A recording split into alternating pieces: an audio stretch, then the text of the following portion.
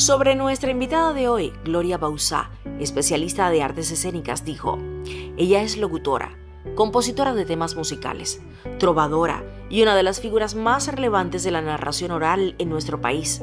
Es una muestra de nuestros más auténticos valores culturales y artísticos.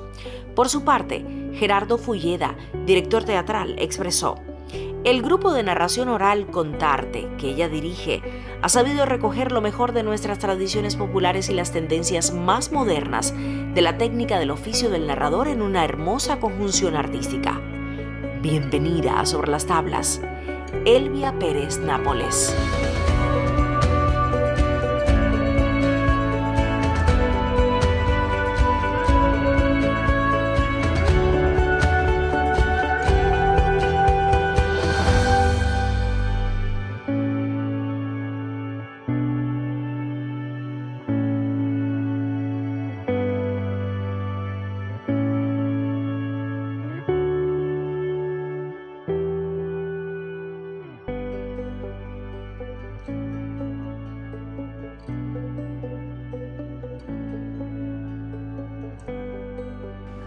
Hola Elvia, Hola, bienvenida. ¿qué tal? Muchas Un gracias. gustazo tenerla, ¿eh? Puede sentarse. Gracias, muy amable. Elvia, ¿dónde nació?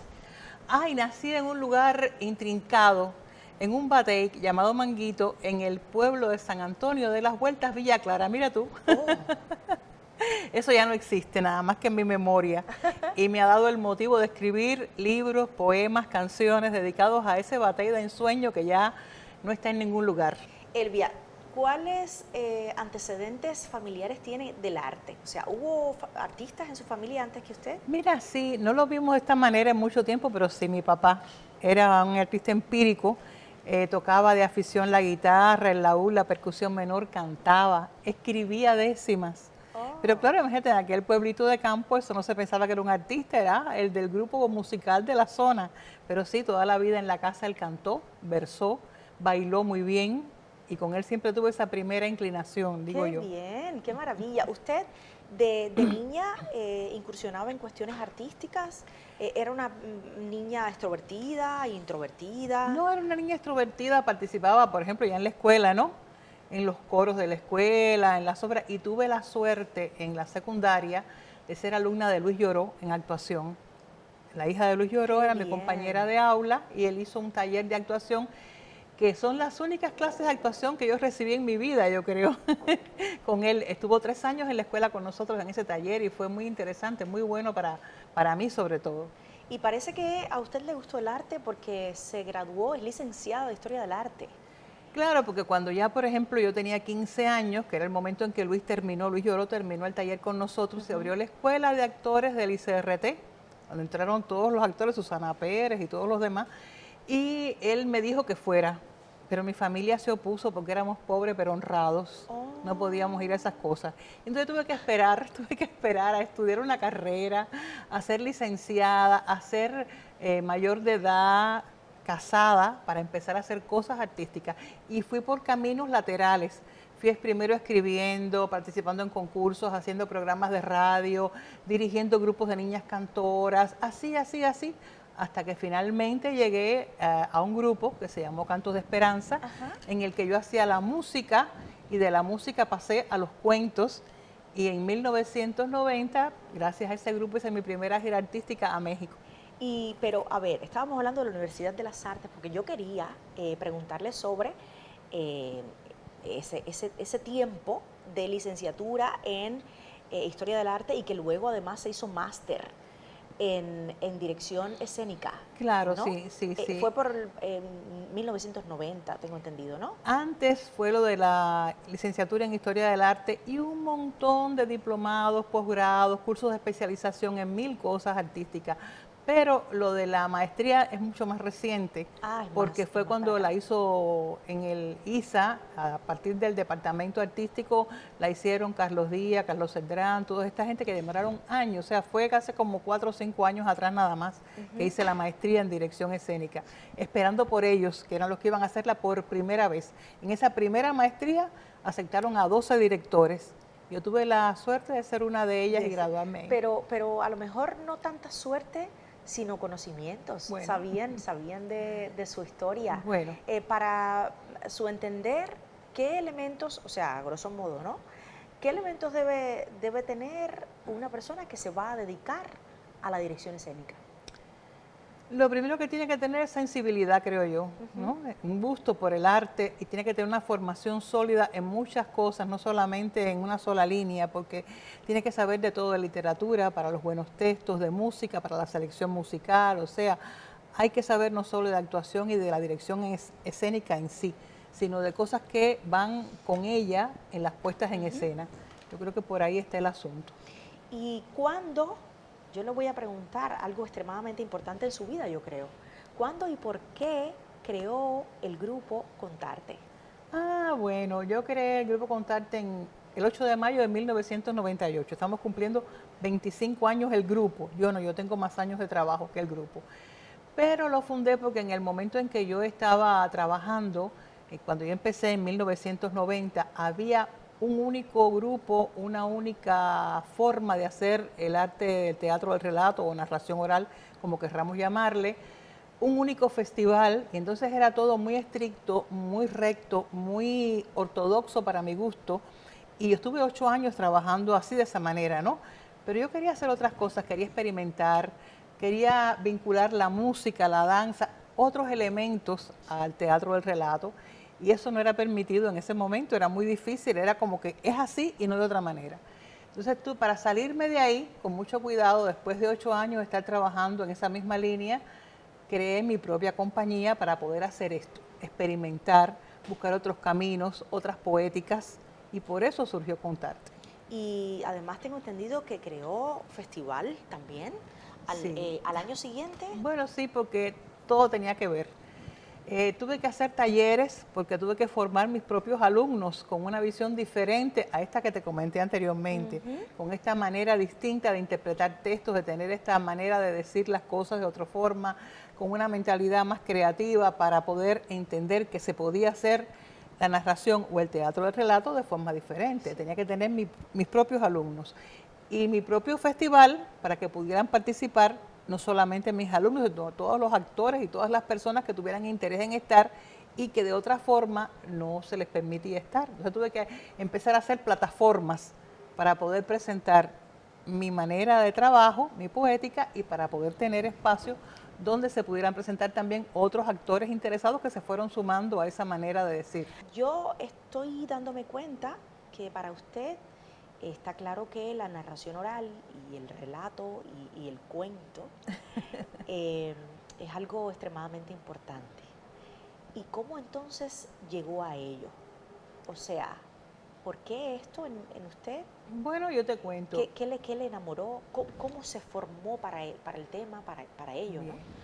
Lo primero que te dije es que fui alumna de Luis Lloró y que quería ser una actriz, pero que eso no fue posible en mi familia, que tuve que ir buscando caminos alternativos. Y cuando ya yo fui libre, mayor de edad, para poder elegir, para hacer lo que yo quisiera, entonces dirigí este grupo que se llamó Cantos de Esperanza, en el que yo hacía la música y cantaba, y tenía una narradora, una contadora de historias profesional, y esta narradora trabajó conmigo mucho, le gustaba lo que yo hacía y fue la que me alentó y me dijo que yo podía hacerlo y además lo podía adornar de manera diferente porque yo tocaba la guitarra y cantaba, y me dio mi primer cuento, que ha sido un cuento emblemático en mi vida, un cuento tradicional, La tortuga y el venado. Y a partir de ahí yo arranqué con ella misma en su espacio. Cuando se hizo el primer gran festival iberoamericano en La Habana, yo no tenía espacio porque yo no era narradora, ni había transitado por esos talleres reglamentarios, ni por toda esa escuela, pero ella sí. Y ella me llevó como acompañante de ella para la música. Y resulta que yo tenía la música y tenía además unos cuentos. Y yo fui aterrada, porque para mí era todo un desafío y finalmente era una manera de actuar, era un tipo de actuación sin cuarta pared, una interpretación de un texto, a la vez iba a cantar, en fin, yo iba aterrada y bueno, toda mi familia igual. Pero funcionó.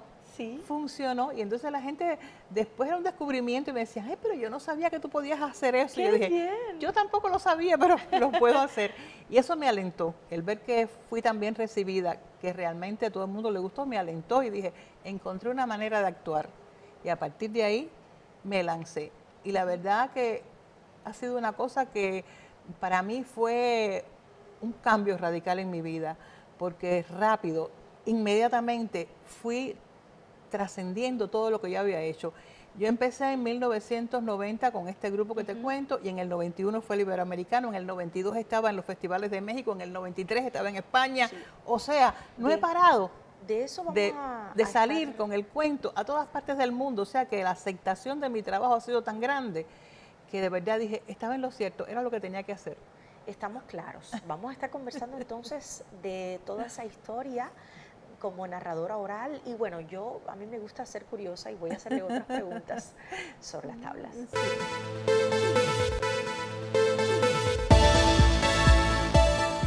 Ven, ven, ven, ven, acércate a escuchar, con mis 3 palabras junto a ti voy a volar.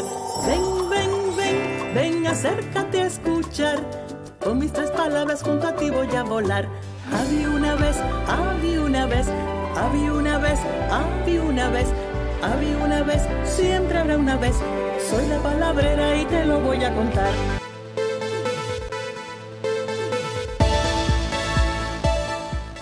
Elvia, usted creó la sección de narradores orales de la UNEAC en el año 2001. Así mismo. Cuéntenos al respecto, porque además es la vicepresidenta.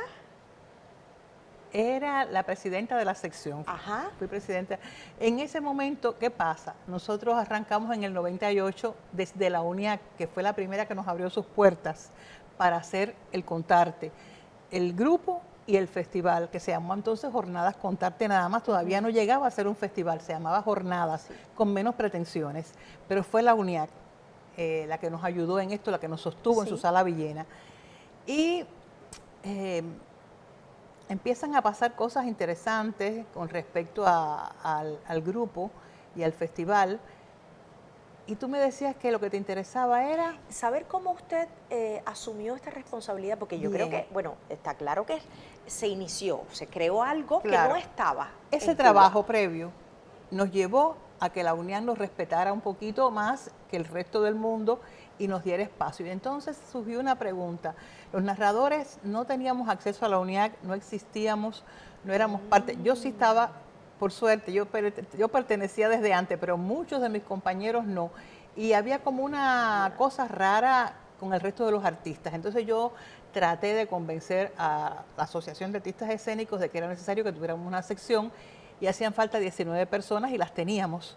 Y entonces logramos fundar esa sección en ese año, en junio de ese año, y logramos tener 19, no casi 20 narradores que pudieron integrar la sección y empezamos a trabajar. Y yo fui elegida su primera presidenta. Y estuvimos haciendo esto y una labor por todo el país, de ir creando grupos de trabajo en el país que tampoco existían. Había narradores, pero no agrupados.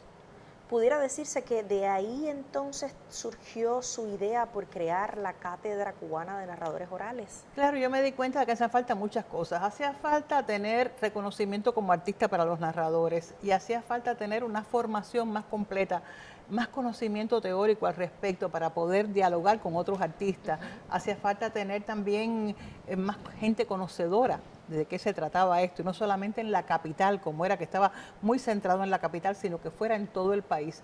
Lograr un movimiento, que es lo que tenemos en este minuto. Si yo le menciono la palabra la maga maguísima, ¿qué me dice? Fue una etapa lindísima, lindísima, en que hice radio con Verónica Lin, que era la maga. ¡Qué maravilla! Y con textos de Olga Marta Pérez, que es la autora de ese libro maravilloso, esa serie de libros que son La Maga Maguísima, y se hizo una serie de radio en la que yo trabajaba. Yo era la lagartija mocha de la maga, era como su amuleto, su mascota. Era en Radio Metropolitana. En Radio Metropolitana. Fue una etapa linda, y ese programa fue un programa premiado con el Gran Premio de la Radio. Fue maravilloso, fue una etapa hermosísima. Qué maravilla. También colaboró en programas del canal educativo. El canal educativo estoy colaborando con él desde su fundación. A lo mejor ya las personas que empezamos a hacer eso no están ahí. Por ejemplo, Irma Larín, con la que empecé a trabajar, hicimos una cosa inicial que se llamó Cuentan que Cuentan. Una de las primeras cosas que se hizo en la televisión de cuentos de ese tipo en el educativo. Y después hemos hecho un montón de cosas más con el canal educativo. Sí, tengo entendido que teleclases, el Rincón de las Fantasías, el Rincón de Fantasía, que tuvo 2 años en cartelera, Y también el Cubo Mágico, pues hago cosas de música también y me han invitado como músico a hacer cosas musicales. Y en el canal Cubovisión, tengo entendido que también. Bueno, en Cubavisión también, fíjate, Cubavisión, estuvimos trabajando en el Camino de los Juglares. Conocido por todos, ¿eh? Un especial La Contada que se hizo muy lindo, que le hice la música y todo a La Contada. Y recientemente, en el tiempo de la pandemia, estuvimos haciendo una cosa maravillosa, un programa que yo siempre soñé hacer, por todas las maneras en que se hizo, que es El Reino de la Palabrera. Sí. Precioso, porque me dio la posibilidad de desarrollarme en todo lo que me gusta. Escribí los guiones, hice la música y lo actué. Nada más me faltó dirigirlo, si no hubiera sido por Jorge Pedro, que estuvo ahí todo el tiempo. Es que yo creo también trabajado en eso. Es que es la mujer orquesta. Me encanta hacer eso, de escribir las cosas. Me encanta también saber y anunciar que Elvia pues también escribe y ha escrito unos cuantos libros. He tenido mucha suerte. Soy una adicta al trabajo, vamos a decirlo así. El trabajo siempre me saca, me ayuda, me arrastra y pude también escribir cosas y pude publicar mucho. Incluso he podido publicar en lugares tan difíciles como Estados Unidos. Tengo un libro que se llama Desde los vientos de Manguito, que la editorial que lo hace, que es un limited, hace un único libro por cada país. Y yo tuve la dicha, porque es un libro que recoge todas las cosas culturales del país, los juegos tradicionales, los cantos, las historias, la música. Y ese libro lo pude hacer gracias a los cuentos, porque vino una de las editoras de esa editorial a uno de mis festivales, me conoció y me pidió que hiciera el libro. Entonces pude hacer ese libro, que además es un libro premiado por la Asociación de Contadores de Cuentos de Estados Unidos y tiene un premio también de folclore en Estados Unidos. Y después pude también escribir para Selector libros de cuentos infantiles, porque estoy también vinculada a la sección de literatura infantil de la UNIAC como escritora. He escrito mucho para niños, el Buije de Manguito, que lo pude publicar en Cuba, los cuentos de la Niña Grande, Soy de otro planeta, que lo publiqué en Chile, en fin, donde menos he publicado es aquí. Y incluso ha hecho cancioneros. Y canciones, sí, tengo canciones. ¿Tienes libros con canciones infantiles? Sí, para el Ministerio de Educación. He publicado ahí, en los cancioneros del Ministerio de Educación hay mucha obra mía. Pero sueño con un cancionero que hice ahora completo, para El Reino de la Palabrera. Sueño con que se publique, porque toda la música de 2 temporadas de La Palabrera es mía, más algunas canciones del programa anterior de Travesura Musical. Tengo aquí, en guión, que algunas instituciones le han pedido también musicalizar poemas de eso fue una aventura, eso fue una aventura que empezó. Poetas. Por ejemplo, Nicolás Guillén. No, sí, eso empezó con Nicolás Guillén. Imagínate tú, ¿quién nada más, ni nada menos que Nicolás Guillén? Tenía yo una amiga, tú sabes que los amigos nos llevan por distintos caminos en la vida, a veces para bien y a veces para mal.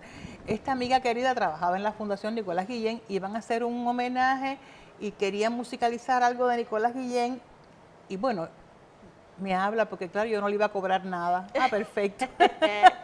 Y musicalicé unas décimas a Nicolás Guillén, gustaron, quedaron ahí, y después por eso se hace un homenaje a la gran Serafina Núñez, que ya falleció, y hacía falta lo mismo, y claro, yo tampoco iba a cobrar por eso, yo soy una amiga de los amigos, y me llaman y yo musicalizo, yo sin mucha conciencia de quién era doña Serafina Núñez todavía, ¿no? Musicalizo 2 cosas de ella y vamos a hacer la presentación en un homenaje que se hacía en la Sala Villena.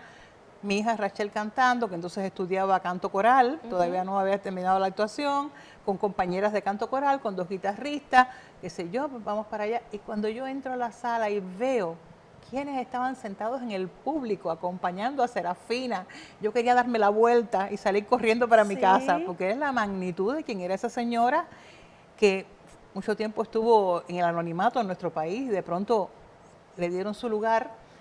Y yo decía, no puede ser, Dios mío, todos los grandes de la literatura sentados en primera fila, yo tengo que cantar aquí ahora. Pero bueno, hice mi mejor esfuerzo y cuando terminé salí corriendo de allí y tuve la suerte de que Serafina me llamó a mi casa, buscó mi teléfono y me llamó.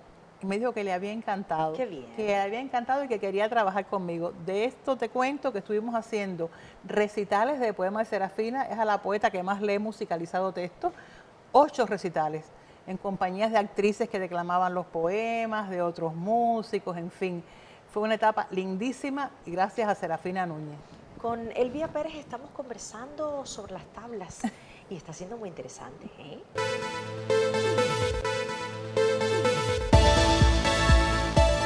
En la calle, dos hombres tropiezan. Cuando se están disculpando, sienten un ruido y un relámpago rojizo sobre ellos. Uno, el más bajito, le pregunta al otro, ¿qué ha sido eso? El más alto y delgado responde, un saturniano. ¿Qué? Dice el otro. ¿Qué dice usted?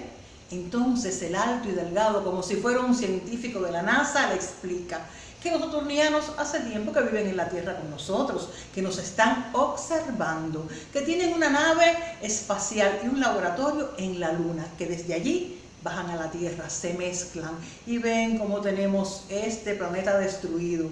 Por eso esperan el mejor momento para contactarnos, para que no haya violencia y podamos aceptarlos bien. El otro abre desmesuradamente los ojos y le dice, ¡basta! No me hable usted así, con esa ciencia ficción enloquecida. Usted está loco, vaya al psiquiatra. Entonces el alto y delgado le dice, aunque usted no lo crea, así es. Y en ese momento sale volando dejando un resplandor rojizo en el ambiente.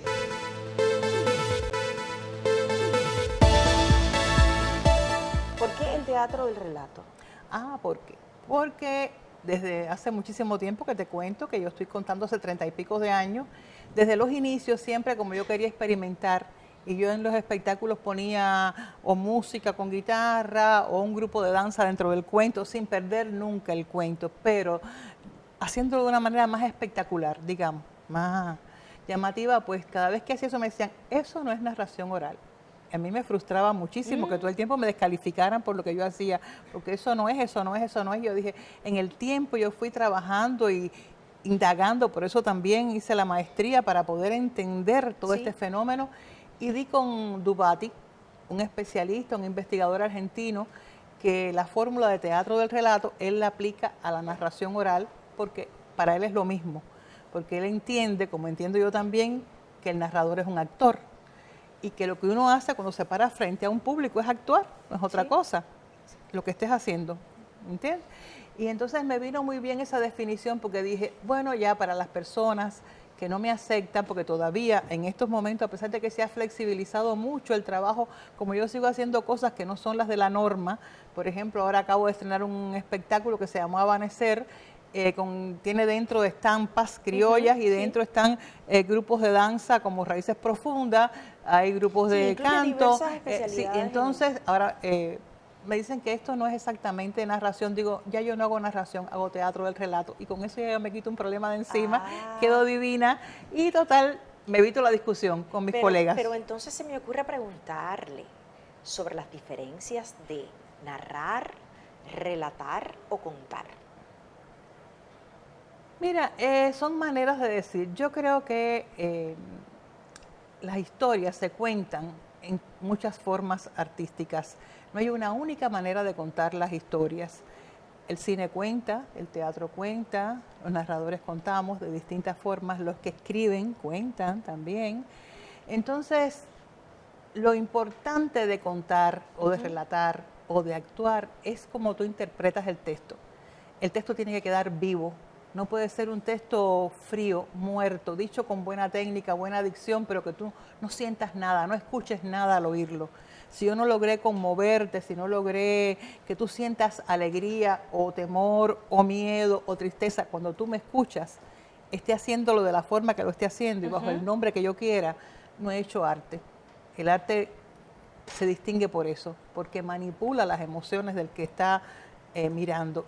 Y en cualquier lugar que tú te pares, no solamente en una sala de teatro, en una plaza, en una casa de la cultura, en un garaje, en la calle, y tú estés en convivio frente a alguien, haciendo una manifestación artística, que sea que tiene poiesis y que sea en ese momento único y repetible, estás haciendo teatro, estás haciendo arte, por lo tanto, y estás actuando. No hay que discutir tanto al respecto, hay que entender que la definición más contemporánea de actuación y de teatro tiene esos tres factores: expectación, poiesis y convivio. Esas tres cosas se dan en la narración de cuentos y se dan en el relato y se dan en la actuación. Si eso se da en todo, estamos haciendo actuación, estamos haciendo teatro, lo que de manera diferente, con diferentes poéticas.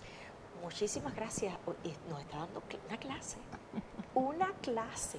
Por eso se me ocurre preguntarle cuál sería un consejo útil para los nuevos narradores. Yo creo que varias cosas. Lo primero es que hay que formarse más ampliamente. Yo entendí con el tiempo que un taller de técnica de narración no es suficiente. Eso no abarca, ¿entiendes? Todo esto que estamos hablando ahora. Entonces, todas las aristas. Yo creo que la formación tiene que ser mucho más amplia.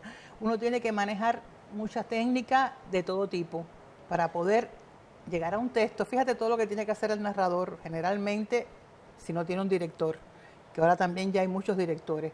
Tiene que enfrentarse, tiene que seleccionar un texto que tenga calidad, tiene que saber de literatura, porque puede coger, ves muchos casos de malos textos, textos baratos, textos tontos, textos que no dicen nada. ¿Qué haces con eso? Un chiste por un chiste. O sea, tiene que tener un conocimiento para seleccionar bien una obra. ¿Qué texto bueno tú vas a decir?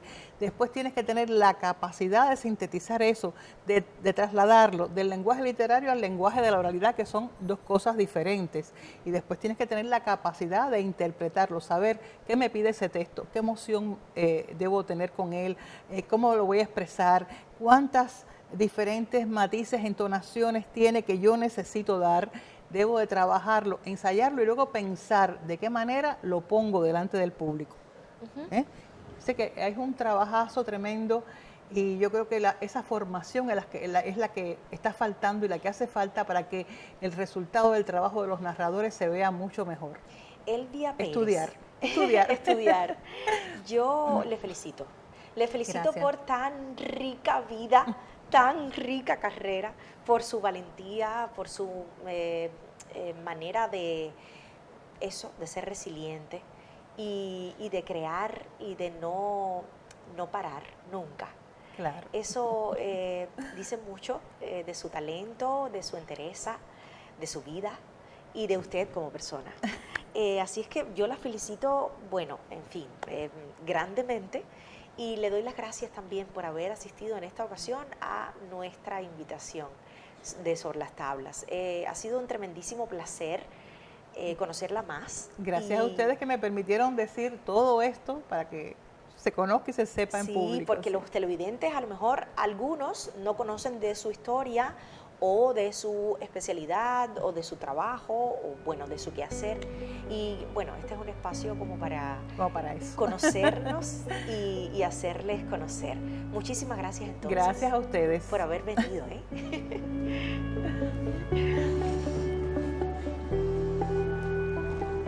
Así despedimos a Elvia Pérez, trovadora, profesora, compositora y narradora oral, quien ha convertido en reiteradas ocasiones al Salón Rosado Benimoré en un carnaval de buen arte, colores y risas.